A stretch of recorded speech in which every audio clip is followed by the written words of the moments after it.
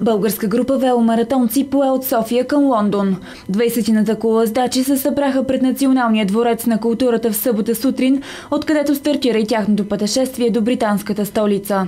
Начело на групата застана Младен Белчев, дългогодишен веломаратонец, който преди година за малко не губи живота си при пътно-транспортно происшествие.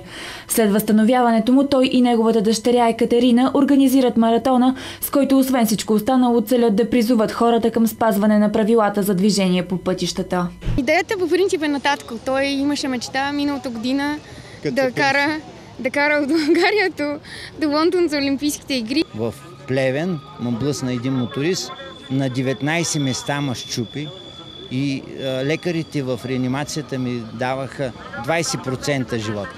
Без малко не го загубихме. Но сега искаме да честваме това, че е оцелял и да дадем също и много сила на хора, които също изпадат в такава ситуация. Пътуването на ентусиастите ще продължи 55 дни и ще премине през границите на 10 държави. Сега отиваме към Околовръстното и после отиваме към Плевен и после отиваме към Видин и после отиваме през Сърбия, Унгария, Словакия, Австрия, Германия, Франция, Швейцария, Холандия, Белгия и Великобритания. Франция и Великобритания. Ла-Манша отдолу.